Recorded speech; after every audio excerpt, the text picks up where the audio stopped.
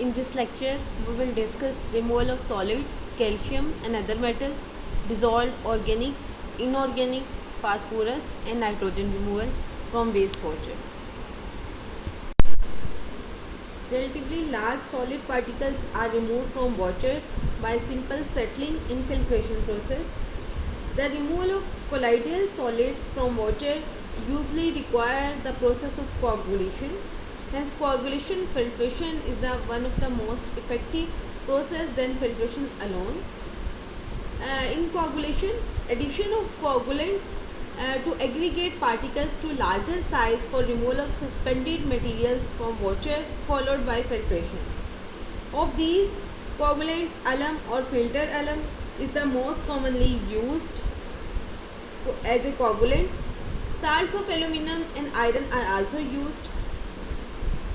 This substance is hydrated aluminum sulfate. When this salt is added to water, the aluminum ion hydrolyzes by reaction that consumes alkalinity in water. Alkalinity is basically due to carbonate, bicarbonate and phosphate ions. The formation of gelatinous hydroxide carries suspended material with it settles. Furthermore, it is likely that positively charged hydroxyl rich dimers and higher polymers are formed which interact with the colloidal particles. Sodium silicate neutralized by acid aids coagulation when used with alum. Metal ions in coagulants also react with virus proteins and destroy viruses in water. Hence, the addition of alum removes a large proportion of the high molecular weight of natural organic matter compounds. Ferrous sulfate, ferric sulfate, ferric chloride and mixture of ferrous sulfate and ferric chloride are most commonly used iron-based coagulants.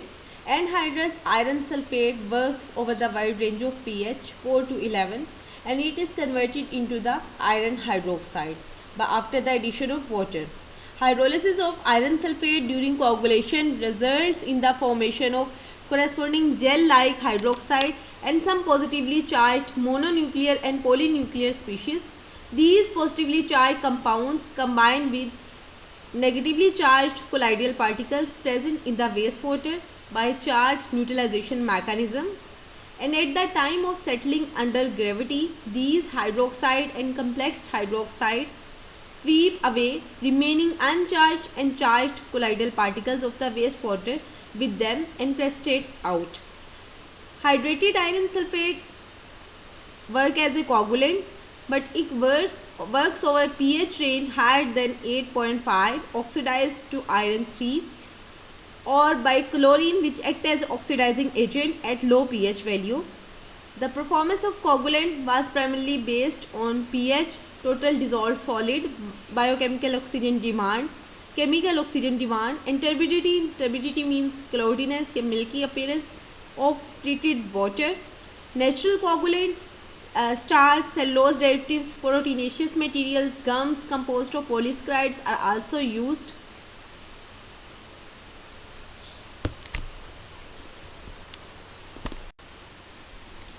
The second step in conventional water treatment system is filtration, which removes particulate matter from water by forcing the water to pass through porous media. The filtration system consists of filters with various size of pores and is often made up of sand, gravel and charcoal. It basically used to reduce clogging. Media with smaller interstitial spaces are used as rapid sand filters. There are two basic types of sand filtration, flow sand filtration and rapid sand filtration. Flow sand filtration is a biological process because it uses bacteria to treat the water. The bacteria establish a community on the top layer of sand and clean the water as it passes through by digesting the contaminants into the water. The layer of microbes is called biofilm and requires cleaning every couple of months. When it gets too thick and the flow rate declines, After the biofilm is removed, the bacteria must be allowed several days to re-establish a community before filtering can resume. However, flow sand filtration systems require larger areas of land to operate because the flow rate of the water is between 0.1 and 0.3 meter per hour. Due to land area that is required and downtime for cleaning, rapid sand filters which were developed in the early 20th century are much more prevalent today. Rapid sand filtration is a physical process that removes suspended solids from water. Rapid sand filtration is much more common than flow sand filtration because rapid sand filters have fairly high flow rates and require little space to operate. In fact, during rapid sand filtration, the water flows at rate of 20 meters per hour. The filters are generally cleaned twice per day with backwashing filters and are put back into operation immediately. Substance, that is a coagulant material that filters water collects into the sand. Class of solids, that is suspended solids in secondary sewage effluents, account for a large portion of biological oxygen demand in the effluent. An important class of solids that must be removed from wastewater consists of suspended solids in secondary sewage effluent that arise from sludge that was not removed in settling process. These solids account for a large portion of biological oxygen demand in effluent and may interfere with other aspects of tertiary wastewater treatment, such as clogging membrane in reverse osmosis water treatment process. The quantity of materials involved may be rather high.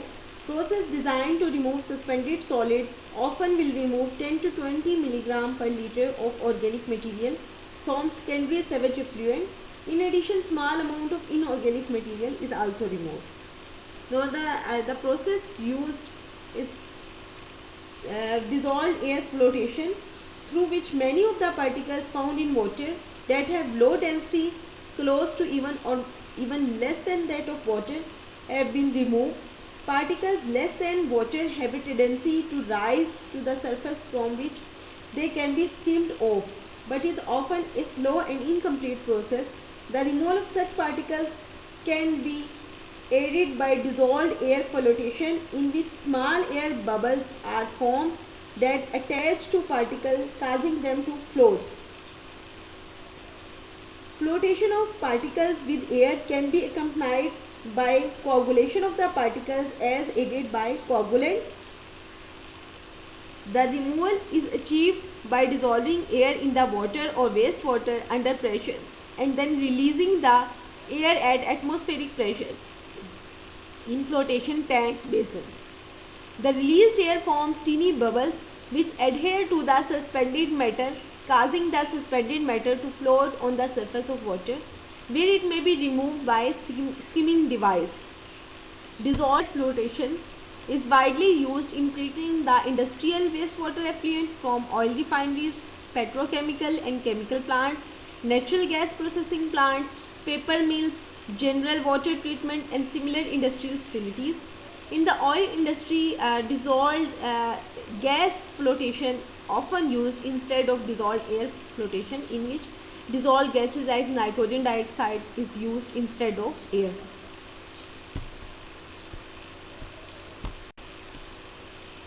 This is the illustration of dissolved air flotation, in which pressurized water supersaturated with air is released into the bottom of a tank of water, producing an abundance of small bubbles, giving the water a milky appearance. Flocculated particles that impregn air bubbles rise to the top, where the flocculated materials may be skimmed off. In the first step, the feed water to the dissolved air flotation tank is often but not always added with coagulant such as ferric chloride, aluminum sulfate to coagulate the colloidal particles, or flocculant to coagulate the particles into bigger clusters. A portion of clarified effluent water leaving the dissolved air flotation tank is pumped into a small pressure vessel called the air drum, into which compressed air is also introduced.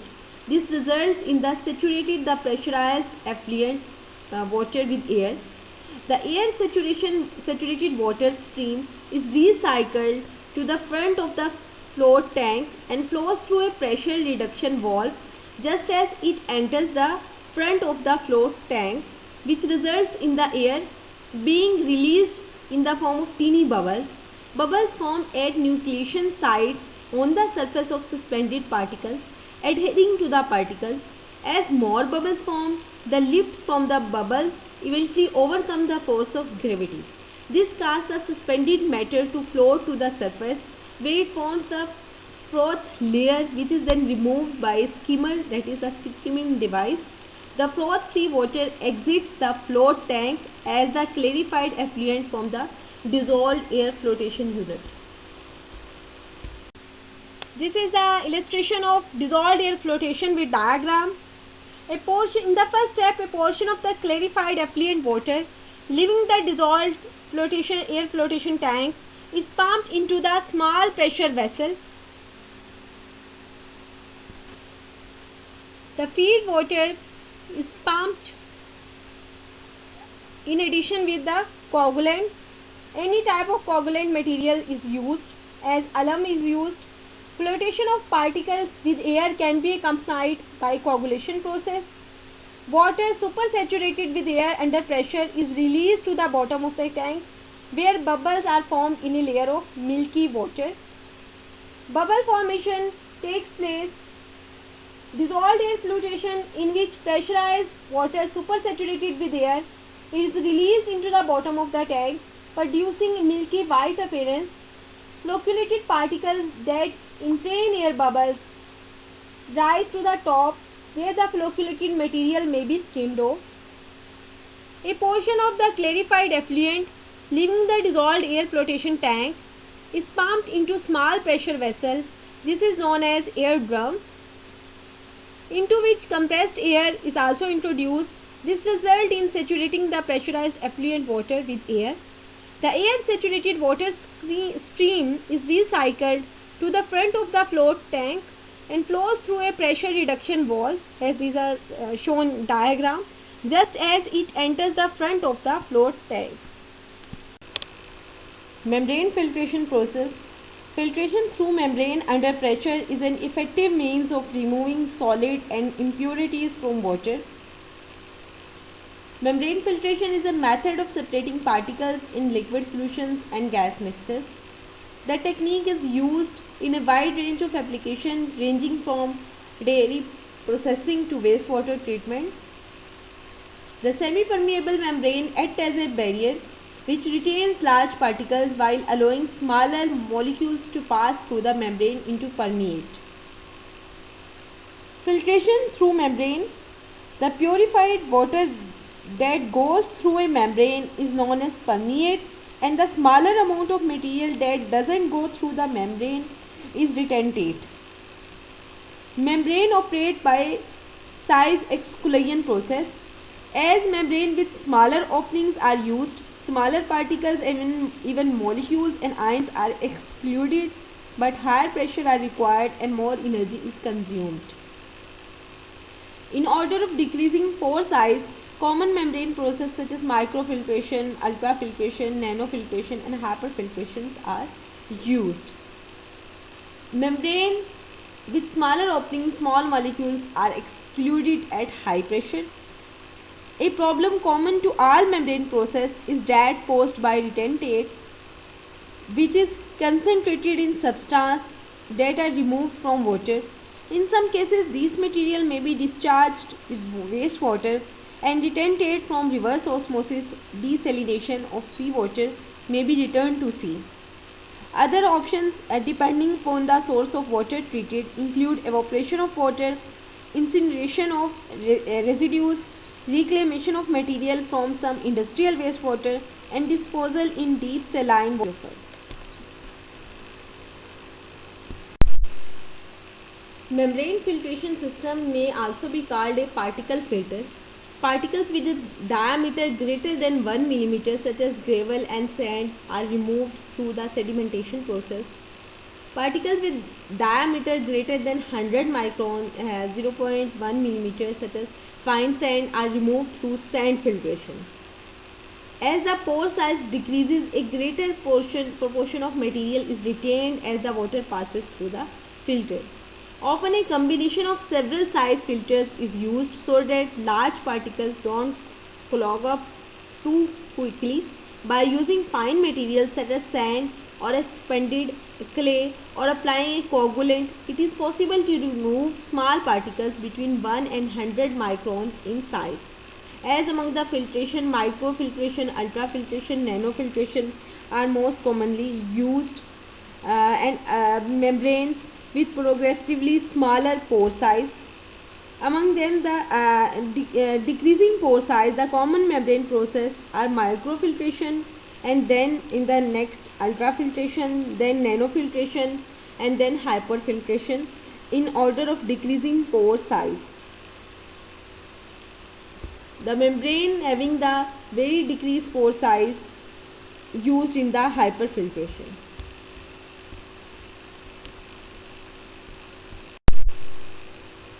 Microfiltration membrane have pore size ranging from 0.1 to 10 micron.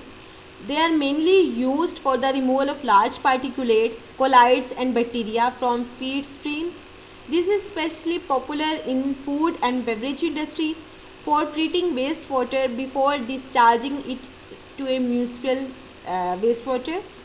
Ultrafiltration is a process that is similar to microfiltration but with small pore size range from 0.01 to 0.1 micron meter. It is used in rejecting viruses, polypeptides, and are mostly used in protein concentration and wastewater treatment. Then nanofiltration. Nanofiltration membranes are similar to reverse osmosis membranes in that they contain a thin film composite layer less than 1 micron meter on the top of the porous layer 50 to 150 micron meter for small ion selectivity. Nanofiltration membranes are able to reject multivalent salts and uncharged solutes while allowing some monovalent salts to pass through it. They can operate at lower pressure than the reverse osmosis, making them ideal for achieving an optimal combination of flux and rejection. Reverse osmosis membranes are even tighter than the nanofiltration membrane and are able to reject all monovalent ions while allowing water molecules to pass through in aqueous solutions. They can also remove viruses, bacteria found in feed solutions. Common application of reverse osmosis filtration include seawater desalination, industrial wastewater treatment. It is important that operating pressure for reverse osmosis and nanofiltration is much higher than applied by microfiltration and ultrafiltration. Overall, the yield is lower than microfiltration and ultrafiltration. Microfiltration also used for the removal of paints, pigments, bacteria, resins, fats, material from the wastewater. Removal of calcium and other metals. Calcium and magnesium salts cause water hardness due to presence of bicarbonates and sulfates. Insoluble curd formation takes place by the reaction of soap with calcium and magnesium ions. Calcium and magnesium must be complexed or removed from water in order for detergent to function properly. Another problem caused by the water is formation of mineral deposits. For example, when water containing calcium and bicarbonate ions is heated, as in the first step, insoluble calcium carbonate is formed. This product coats the surface of hot water system, clogging pipes and reducing heat efficiency. Dissolved salts such as calcium and magnesium bicarbonates and sulfates can be especially damaging in boiler feed water. The removal of water hardness is essential for many uses of water. Several processes are used for softening water. On a large scale, such as in community water softening operation, the lime soda process is used. This process involves the treatment of water with lime, calcium hydroxide and soda ash, sodium carbonate. Calcium is precipitated as calcium carbonate and magnesium as magnesium hydroxide. When the calcium is present primarily as a bicarbonate hardness, it can be removed by the addition of calcium hydroxide, and in the second step, calcium carbonate formation takes place. When bicarbonate ions is not present at a substantial level, a source of carbonate must be provided at a high enough pH to prevent the conversion of carbonate to bicarbonate. These conditions are obtained by the addition of sodium carbonate, as in the third step, addition of sodium carbonate. Calcium present as chloride can be removed from water by the addition of soda ash, which is known as sodium carbonate. Removal of bicarbonate hardness results in a net removal of soluble salts from solution, whereas removal of non-bicarbonate hardness involves the addition of at least many equivalent of ionic materials are removed.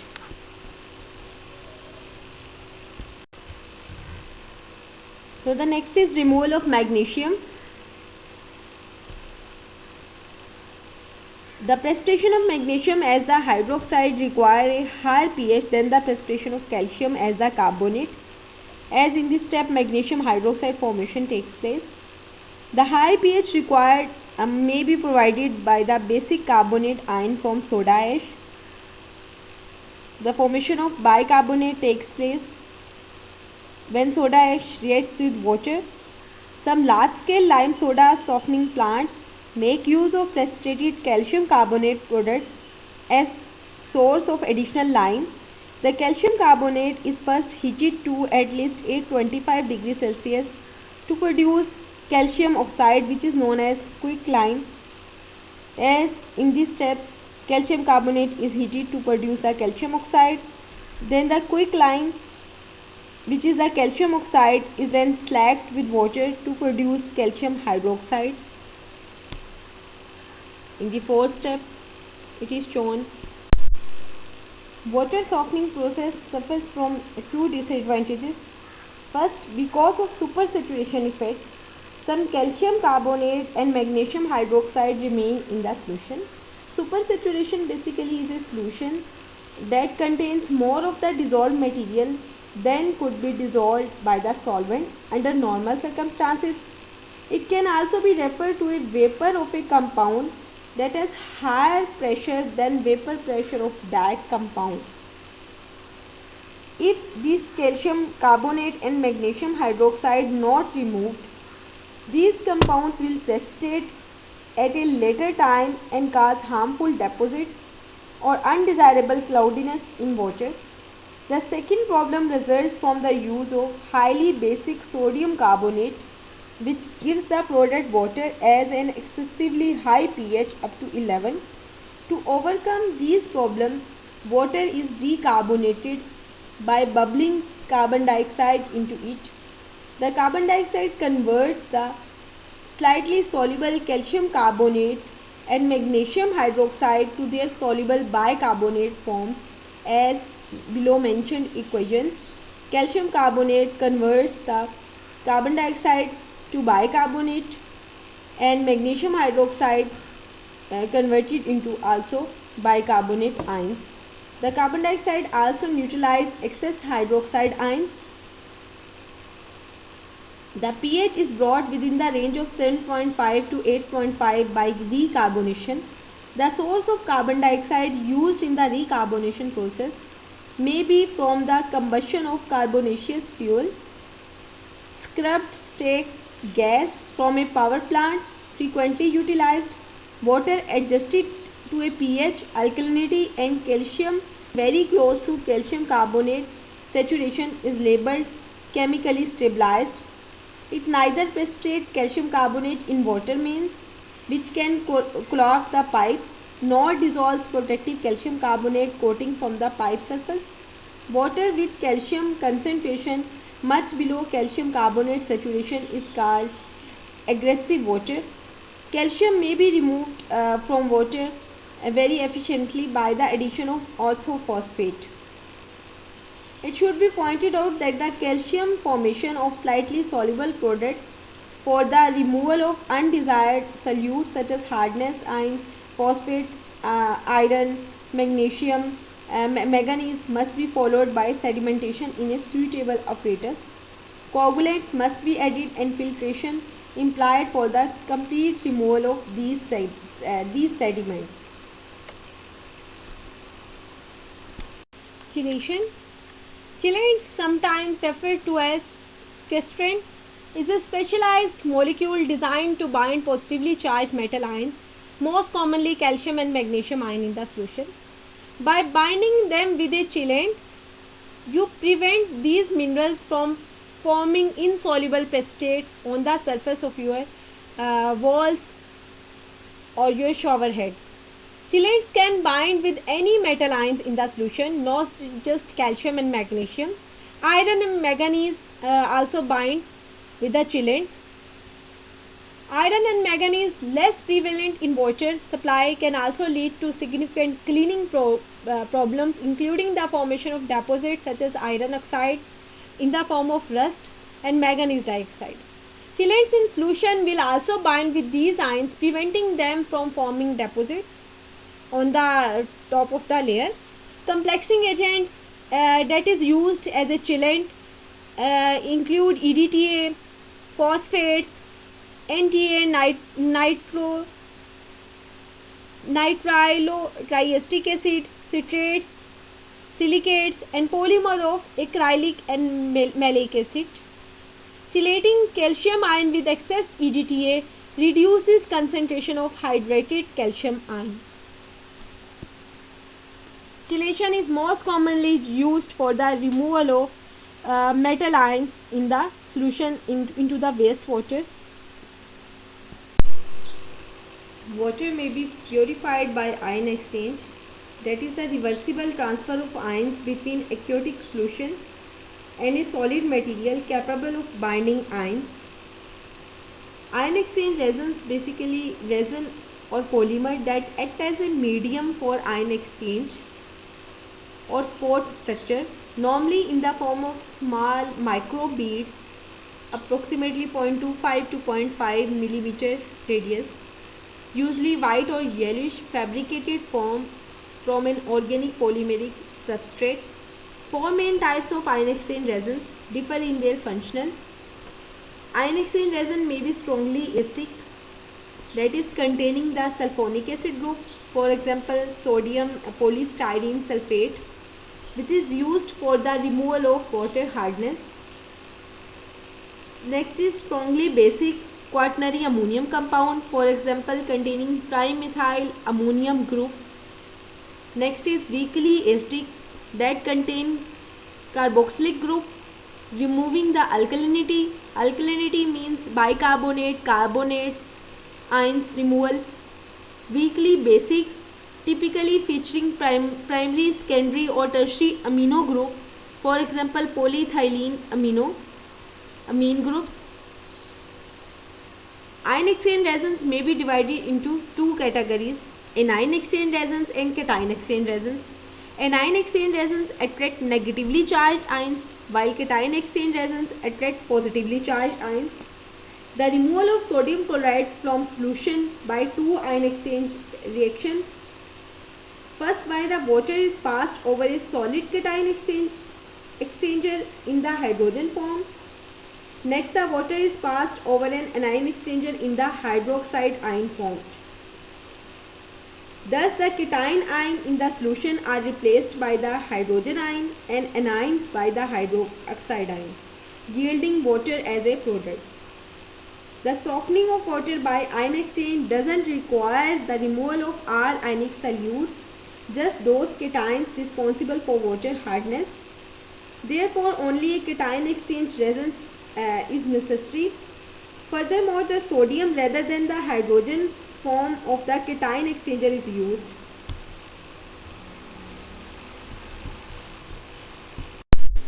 Cation exchange resin.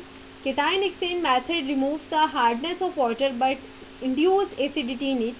which is further in the next stage for the treatment of water by passing this acidic water through another anion exchange process.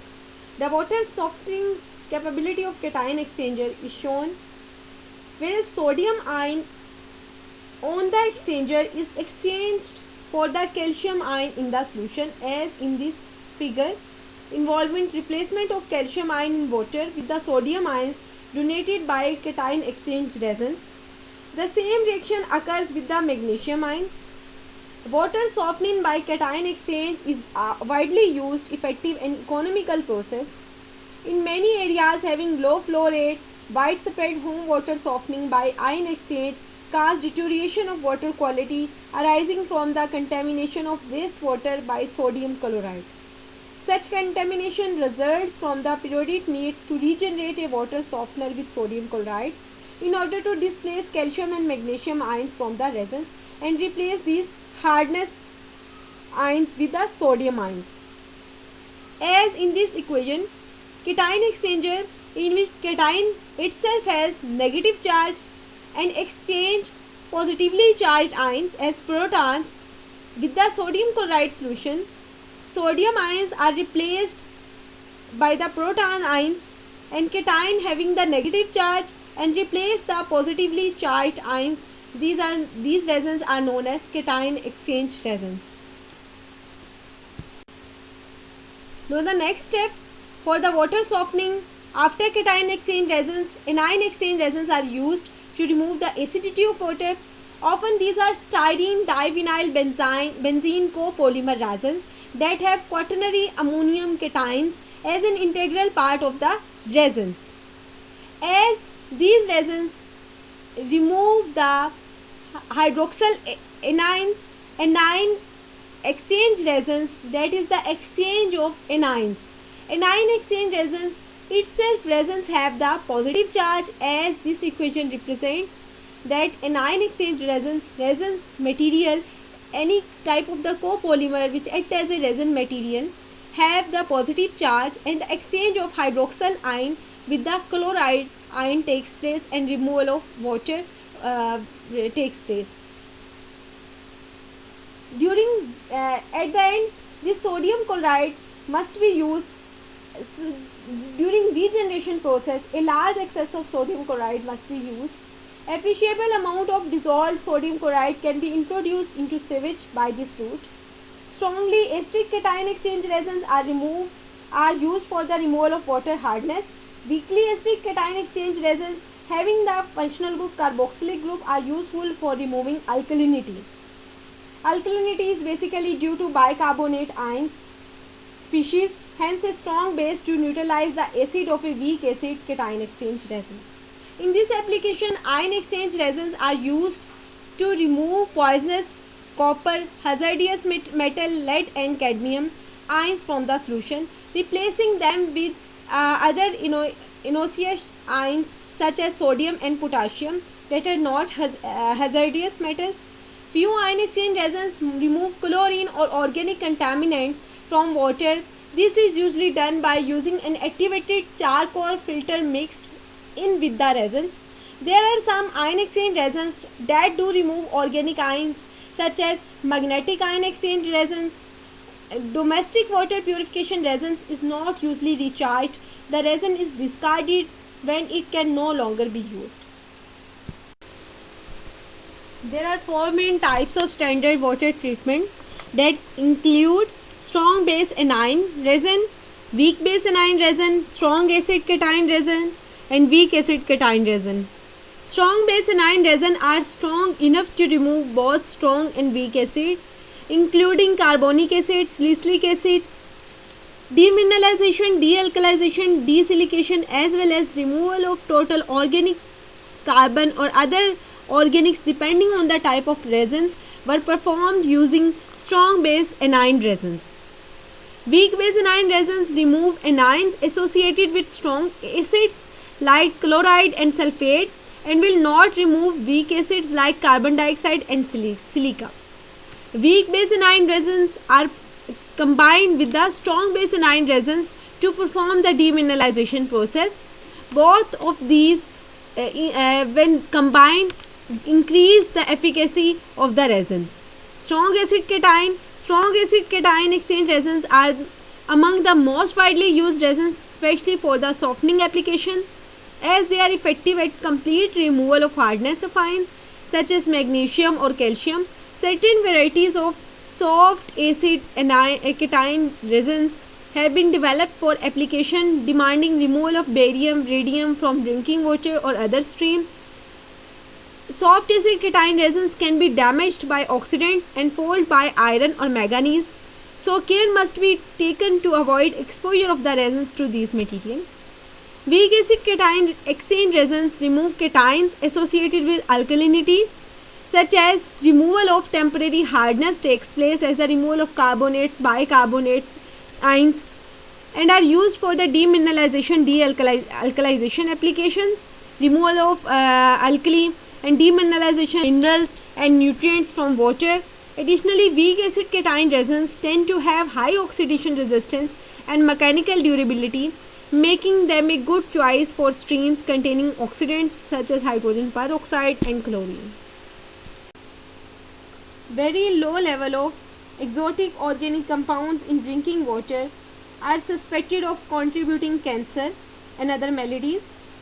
Some of these are chlorinated organic compounds that are produced by chlorination of organics in water, especially humic substances. Removal of organics to very low level prior to chlorination has been found to be effective. Another major class of disinfection byproducts consists of organo-oxygen compounds such as aldehyde, carboxylic acid and oxoacids. Their removal is also very necessary. A variety of organic compounds are produced by secondary waste treatment and should be considered as factor in discharge or reuse of the treated water. Among the remainder compounds are found ether extractable materials, carbohydrates, proteins, detergents, tannins and lignins. Because of their high molecular mass and anionic character, the humic compounds influence some of the physical and chemical aspects of waste treatment. The ether extractable contains many of the compounds that are resistant to biodegradation and are of particular concern regarding potential toxicity, carcinogenicity and mutagenicity. In ether extracts are found many fatty acid hydrocarbons of N-alkanes class, naphthalene, diphenylmethane, diphenyl, methyl naphthalene, isopropyl benzene, phenol, phthalates and triethyl phosphate.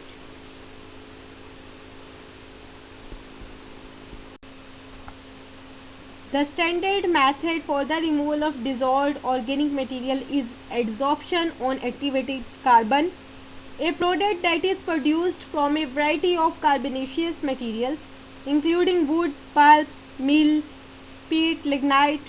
The carbon is produced by chilling the raw material anaerobically below 600 degrees Celsius, followed by an activation step consisting of partial oxidation.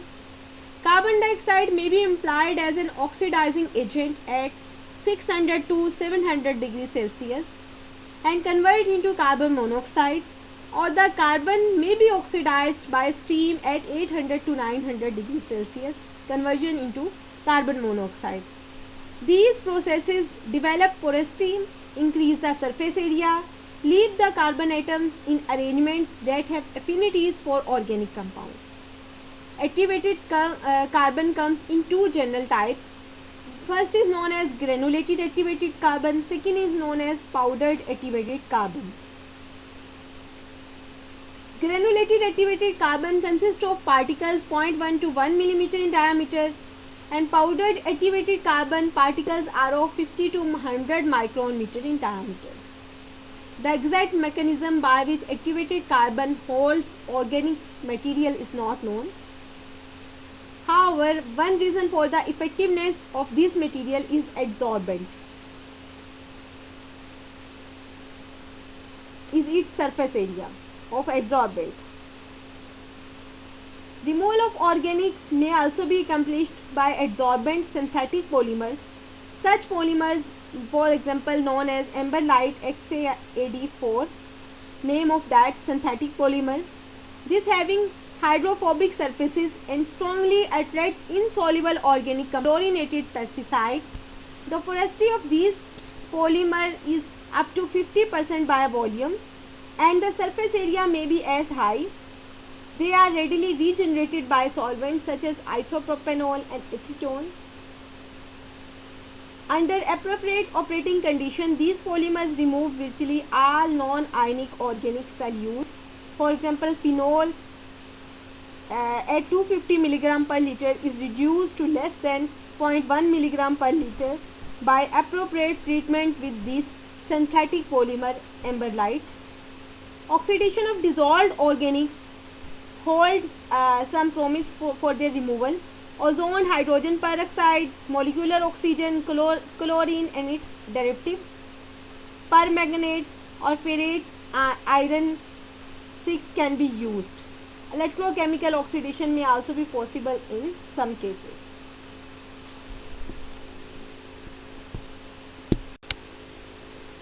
Removal of herbicides. Because of their widespread application and persistence, herbicides have proven to be particularly troublesome in drinking water sources.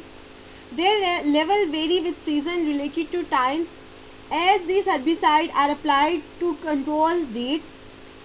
The more soluble ones are likely to enter drinking water sources.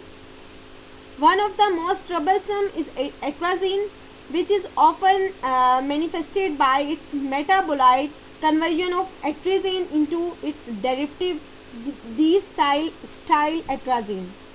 Activated carbon treatment is most widely used treatment of removing herbicides and their metabolites from drinking water sources. A problem with activated carbon is that of preloading. Preloading means in which natural organic matter in water loads up carbon and hinders uptake of pollutant organics such as herbicides.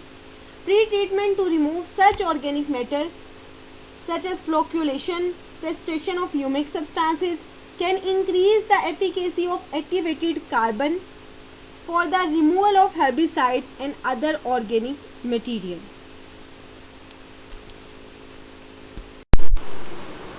In order for complete water recycling to be feasible, inorganic solute removal is essential. The effluent from secondary waste treatment contains 300 to 400 mg per liter more dissolved inorganic material than does the municipal water supply. 100% of water recycling without removal of inorganics would cause accumulation of an intolerable level of dissolved material. Even when the water is not destined for immediate reuse, the removal of inorganic nutrients, phosphorus and nitrogen is highly desirable to reduce eutrophication downstream. In some cases, the removal of toxic trace metals is needed. One of the most common methods for removing inorganic material from water is distillation. However, the energy required for distillation is quite high, so that distillation is not economically feasible. Volatile materials such as ammonia and odorous compounds are carried out to a large extent in the distillation process. However, ion exchange membrane process are the most cost-effective means of removing inorganic material from wastewater. Electrodialysis is also most common. Electrodialysis means applying a direct current across a body of water separated into layers by membrane, alternatively permeable to cations and anions. These three processes, ion exchange, reverse osmosis, electrodialysis, have been already discussed in previously slides. Phosphorus removal. Advanced waste treatment normally requires removal of phosphorus to reduce algal growth. Algae may grow at phosphate level as low as 0.05 mg per liter. Growth inhibition requires level well below 0.5 mg per liter.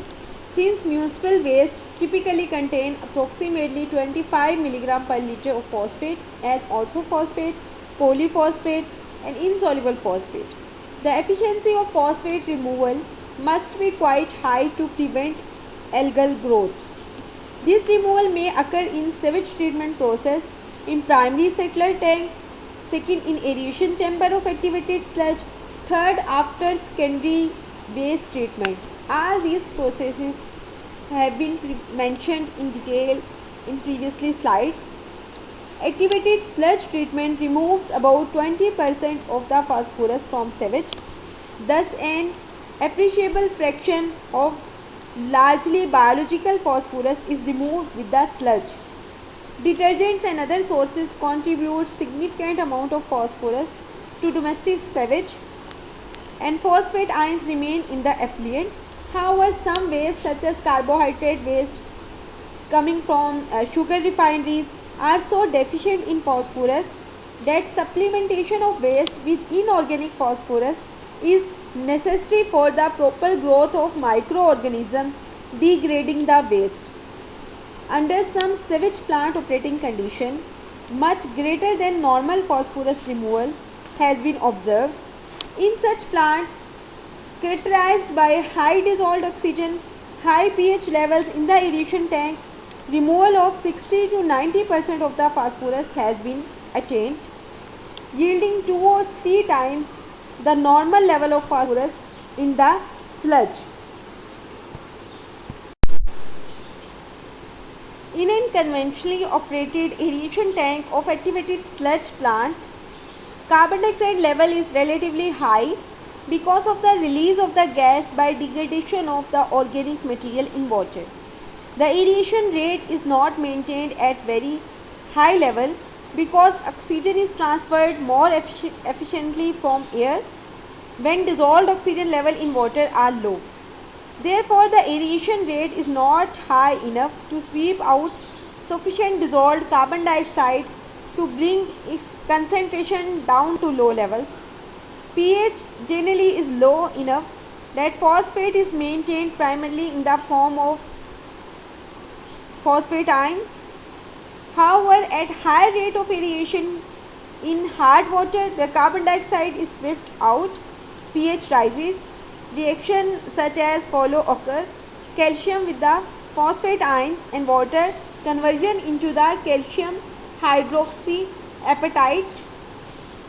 The precipitated hydroxyapatite or other form of calcium phosphate is incorporated in the sludge flocculation.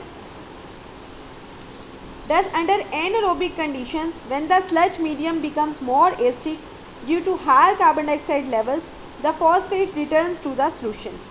Chemically, phosphate is the most commonly removed by precipitation. Precipitation processes are capable of at least 90 to 95% phosphorus removal at reasonable cost. Lime has the advantage of low cost and ease of regeneration. The efficiency with which phosphorus is removed by lime is not as high as by the low solubility of hydroxyapatite. Some of the possible reasons for these are slow precipitation of calcium hydroxyapatite, formation of non-settling colloid, precipitation of calcium as calcium carbonate in certain pH ranges, and that phosphate may be present as condensed phosphate. Lime is the chemical most commonly used for the phosphorus removal. When lime is added, calcium hydroxyapatite formation takes place. Phosphate can be removed from the solution by adsorption on some solids, particularly activated aluminum oxide. Removal up to 99.9% of orthophosphate have been achieved this method. Next to the phosphorus is the algal nutrient, most commonly removed as a part of advanced wastewater treatment. Numerous chemical, biological, ion exchange and membrane techniques can be used to remove nitrogen from water, as these techniques discussed previously in slides. Mineralization of organic nitrogen in wastewater treatment first produce ammonium ion.